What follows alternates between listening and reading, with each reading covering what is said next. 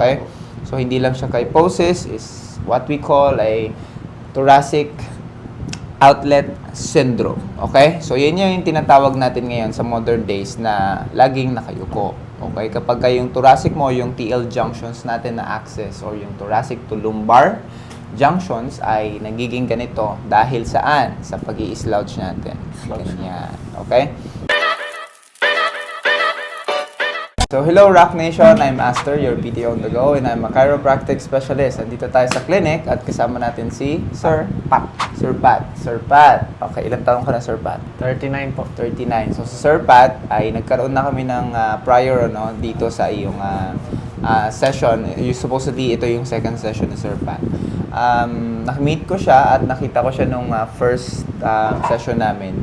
At nagkaroon nga tayo ng diagnosis na tinatawag na spondylosis at yung in general term na kyphosis, no? Yung kyphosis is more about rounding of your spine, okay? Forwarding of your head. Pero at least yung kanya ay hindi na sobrang forward yung head, okay?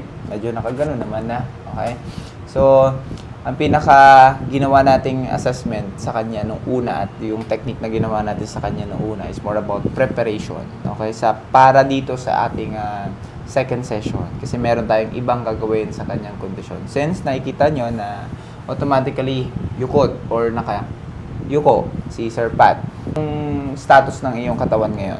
Any specifically concern, pain or ngalay?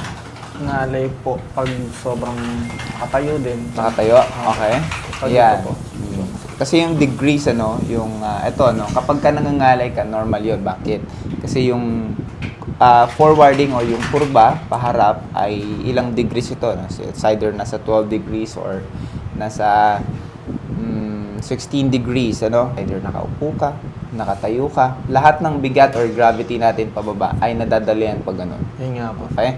Kaya mas bumabalik at mas bumibigat ito. Kaya kailangan mong everyday meron kang gagawin, no? Para mas mai-reverse ito at ma-prevent natin yung mga bigat at forwarding ng ating katawan. Okay? Ang spine. Sige, tingnan natin. Posture up, no? Yan. Kung ano yung kaya. This one. Sige, tingin sa left. Sige, sagad. Try. Yan. Kamusta pag sinasagad mo? Hindi ka na rin makasagad. Ano? Sige, kabila. Kamusta yan? Ito naman po sa left. Yan. Okay? Sige, tingala. Yan. Kamusta yung pagtingala mo? Medyo okay naman po. Konting sakit lang. Konti lang. Okay? So, at least, tignan ko kung pumupunta doon. Yan. Masakit. Opo. See? Okay. So, almost naman, in your position, current position, sa iyong cervical spine, okay naman, almost yung pinaka 45 degrees. Okay? Hindi lang siya nagiging 45 degrees dahil hindi sumasang-ayon yung movement ng iyong middle back. Okay? Sige, tignan natin yung shoulders going up. Yan. Dikit sa tayo na. Try. Hindi mo may dikit na? Hindi po. Yan. Kasi kulang na yung movement. So, ang tinatawag dito din, no, sa hindi nakakaalam, hindi lang ito tinatawag na thoracic kyphosis, kasi yung kyphosis is more about all of your spine ay nagiging sobrang nako-compromise na. Ang tawag din dito kasi since ito yung una, yung ating thoracic, ang tawag dito is a thoracic outlet syndrome. Okay? Pag sinabing thoracic outlet syndrome, yung mga thoracic natin mismo, yung spine ng middle, ay nagkakaroon ng syndrome at nagkakaroon ng spondylosis or misalignments. Imbalance ba, kumbaga. Okay? So, kapag naging ganyan na yan, yung outlet ng ating thoracic ay nagiging limited yung movement. Ayan. So, lahat ng movement niya, especially dito sa ating scapula or shoulder blade, ay limitado na rin dahil wala nang movement inside the rib joints, okay, at saka yung iba't ibang disc natin sa ating spine, okay? So, hindi lang siya kyphosis, is what we call a thoracic outlet syndrome, okay? So, yun yung tinatawag natin ngayon sa modern days na laging nakayuko, okay? Kapag yung thoracic mo, yung TL junctions natin na access or yung thoracic to lumbar junctions ay nagiging ganito dahil saan? Sa pag-i-slouch natin. Ganyan, okay? Sige, tignan natin yung lumbar mo. Go. This one. Ikot. Sige, go. Dito. Yan. O, pagka tinurn, tigas. Okay. Kabila. Go. Yan. Okay. Sobrang sikip talaga at hindi talaga nagmo-move, no? Ayan. Hindi ka naman nagkaroon ng accident before, di ba? Wala po. Good. At saka hindi rin ka rin nagkaroon ng pagkadulas before. Wala rin. No? Yun. Ito ay dahil talaga sa trabaho niya noon. Okay? Stress, puyat, yuko. Lahat. No? Lahat ng yan ay kaakibat. Lalo na kapag walang sapat na support yung muscles natin or walang muscle mass na tinatawag to support everything, ang movement niya. Okay? So, ang una nating gagawin ay ganito, medyo iba. Okay? Kasi magpo-focus tayo sa iyong thoracic now. Okay? Ang unang technique with the thoracic spine. Okay? So, since ito, mas nakikita ko yung pinaka-problema. Okay? Hindi naman sobra dito sa taas. Ito yung nagkakaroon ng nako-compromise lang dahil sa iyong thoracic in the middle. Okay? Sige pa. Ganyan ka pa. Yan. Good. Sige, pag pinapush down ko ito, kamusta? Anong nangyayari? Sakit pa? Sakto lang pong konti. Ito lang. Okay. Sige, good. Good. Tinga. Exhale. That's nice. Good. Wow. Dami. Kamusta? Mahabol lang po yung hinga. Yeah, sige lang. Recover ka lang siya. Kasi kaya natin ginagawa itong ganitong positioning para hindi rin naman ma-compromise yung kanyang ribs. Okay? So, this is one of a kind advanced technique para ma-release natin ng maayos yung tension sa kanyang thoracic spine. Okay? Ayos ka lang? Opo, mahabol lang hininga. Sige lang.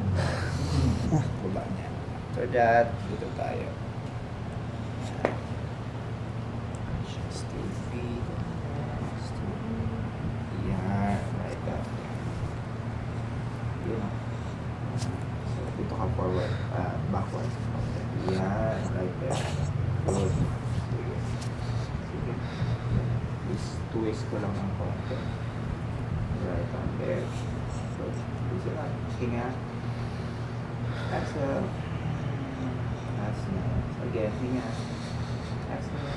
Yeah, just quick as we can. Kasi kapag pinipress ko ng husto ito, ay mas mararamdaman mo yung pain. Tama na? Opo. Kasi pag tinatagalan ko yung pressing ko ay... Yes. Ang kailangan ko lang is tamang positioning ng aking kamay bago tayo mag-click. Okay? Sige. Loosen up a bit. Yan. Dito ka. Yan. Hinga. Exhale. Loosen up. Good, good, good. Hinga, hinga. Exhale, exhale. That's good. See? Yan. Sige lang. Recover ulit. Pahinga. Okay. Sige po. Dito ka. Yan. Good. Ready? Hinga. Exhale. That's good. That's great. Nice one. Hinga again. Exhale. That's nice. Yeah. Last one. Hinga. Exhale down. Loosen up a bit. Yan. Sige, hinga. Last one. Going down. Loosen up a bit. Nice. This is very tight. Yeah. Okay? Pag finish ko yun, Sobrang sakit. Sobrang sakit ko nung that's lower back. really the tensions going on. Ito yung pinakaunang nagkaroon ng diferensya. Okay? Kaya nagkaroon na compromise doon sa pinaka iba't ibang spine niya. So kapag ito hindi natin na-prevent, unti-unti yan at develop yan hanggang doon at hanggang dito. Okay? Buong spine niya ay maapektuhan. Okay? Sige. Ibahin natin yung technique dito mamaya. Pero dito muna tayo sa mas upper. Yan. Right there. Good. Sige. Forward ka pa. Yan. Okay? Right there. Good. Sige. Kasi na po din. Hinga. That's all. Sige. Push ko lang ng konti pa taas. Good. Isa pa. Hinga. Excellent. That's nice. Good one. Hinga. That's good. Oh, this is very loose. Tingnan ko. Ibayin na natin yung technique dito kasi makikita ko na yung scapula mo ay mas nakalubog na yung ating spine. Okay? Okay, 2. Yan. Kamusta pag pinupush kita ng ganyan? Matigas lang po, pero Yes, sige, kaya. forward mo yung siko mo.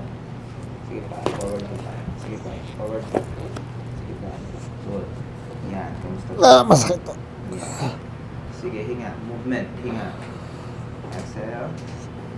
Hinga again. Exhale. Last one. Down. Okay, up.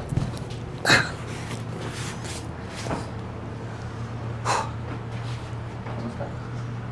Okay naman po. Medyo yung ribs lang konti, pero kasi nga na-stretch po. Sa ribs? Okay po, kasi parang nabigla yung ano. Dami tumanog. Last time po, hindi natin nagawa yun kasi Yes.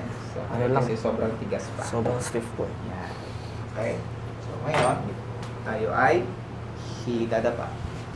Push your ribs. Hinga. Exhale. Sobra. Opo. Hinga. Exhale. Same. Hinga. Exhale. Last two. Down. Next one. Down. This is very good. Okay. So, at least hindi na sobrang lang. Okay. Ito lang ay kailangan natin mai-release para makamove ka. Kamusta? Mas masakit dyan? Okay. Sige. Go. Hinga. Down. Same. Hinga. Down.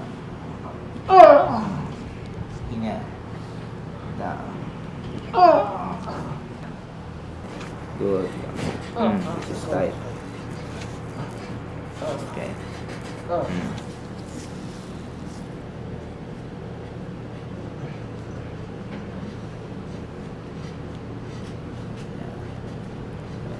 Mamaya lalagyan natin ng kalang ito. This one. Okay na po. Ayos lang to. Okay.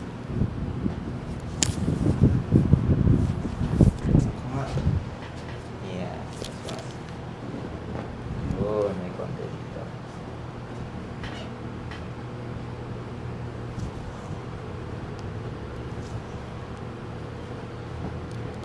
Good. That.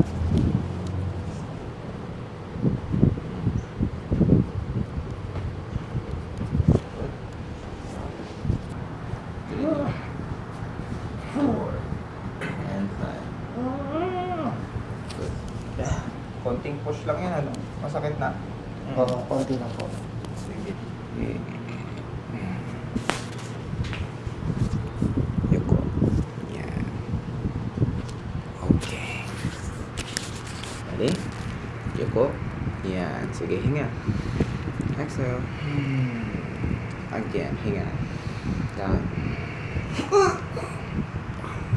Sakit. Down. That's one. Right.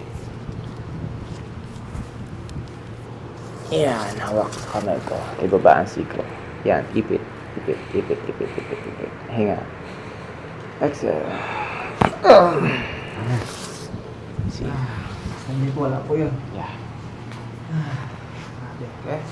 See? Okay. Para makapag-prepare ng maayos. Okay. At mai-release natin ng tama. Okay? Kasi pag wala kang gagawin sa sarili mo, hindi ito magde-develop ng recovery at hindi ito magiging progressive. So, kung ano yung ginagawa natin, it's not helping. No? Bakit? Kasi wala ka rin ginagawa sa sarili mo. At least yung assignment mo ay ginagawa mo at andito ako, yung assignment ko ay gagawin ko din. Okay? Sige. Yan. That's good. Shoulder. Hawak ka lang dyan. Yun. That's good. Yeah. Good. Last one. And down. Okay? Yeah. Right.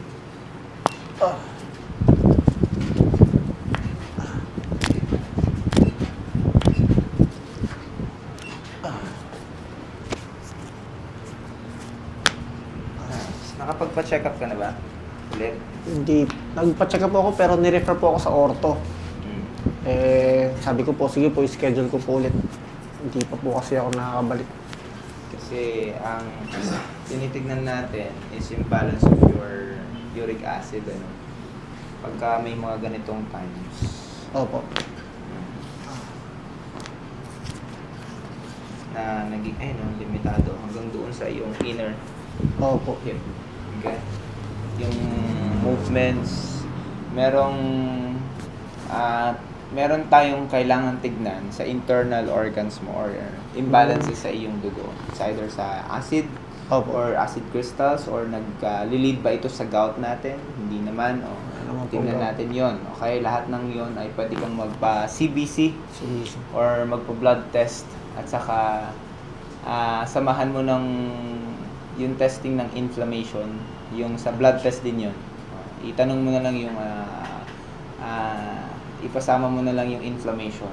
Okay po. Kung meron bang inflammation sa iyong internal organs. Okay? Okay po. Na nagle-lead sa ganitong situation sa iyong mga spine at saka most of your joints. Okay? Good. Kasi hindi ito normal sa iyong age. Opo eh. Sabi nga po, bata pa po eh. Yeah. Okay. Here. Loosen up. Yan. Sige pa. Loose. Yan. Good. Nice. Unti-unti nasasanay ka, di ba? Opo. Since nung unang latag mo ng higa ay medyo hindi komportable. Totoo po. Okay. Please, so gawin mo lang ito everyday.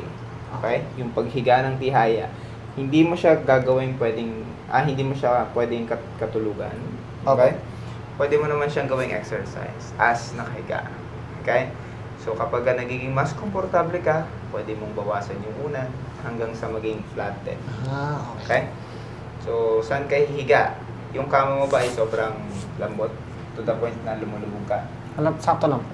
Sakto lang. Sakto lang po. Pero nakakadiretso ka ng higa or parang lapad? Opo. Sige. Good. So, yan yung gawin mo everyday.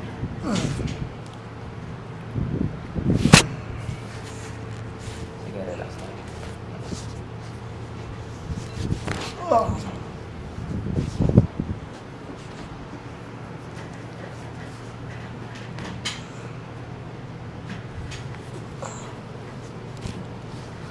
Loosen up. Yan, para doon.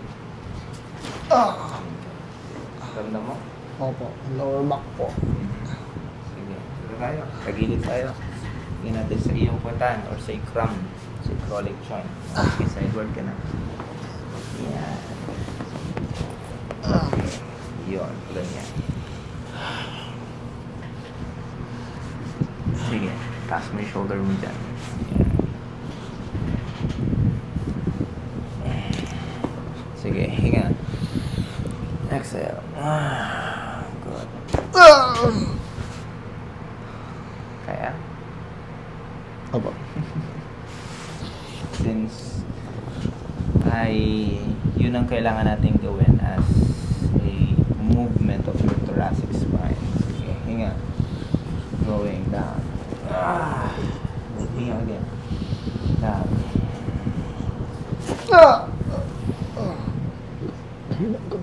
Sige. Go. Higa.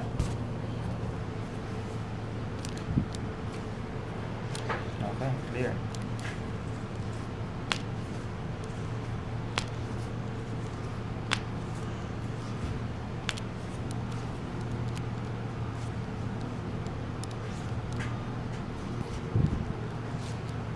Dati po may exercise po ako eh. Masayaw-sayaw po. Natigil po kasi naging active Ganyan. po sa church.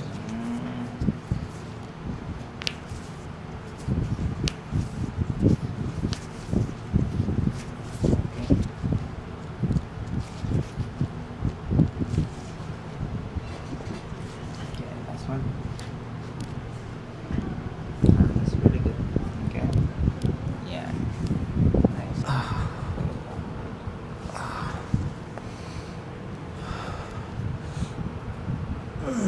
Hinga. Pag gumaganong ka, kamusta?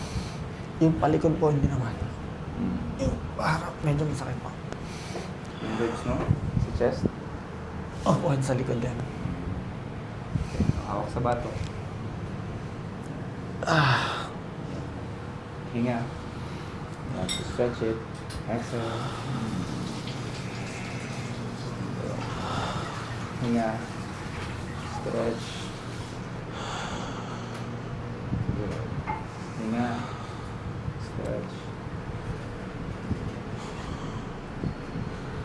Hinga again. Stretch. Hinga. Stretch. Hinga. Stretch. Last one, hinga. Stretch. Good one. Sige. Relax. Kamusta yun? After stretch, mas nag-loose, nagkaroon ng, ang tawag nito? Nag-subside? Nag-subside po. Yung right, yung left po, konti lang. Pero siguro dahil po sobrang stiff niya talaga. Yeah. Okay. Here. Pasa na ba ito? This is good naman. Yeah. Meron na. Okay. Last with your ears. Loosen up.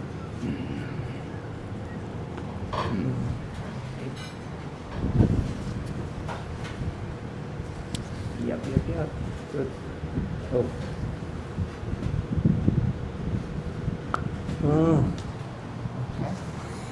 Grabe. Lakas. Lakas po.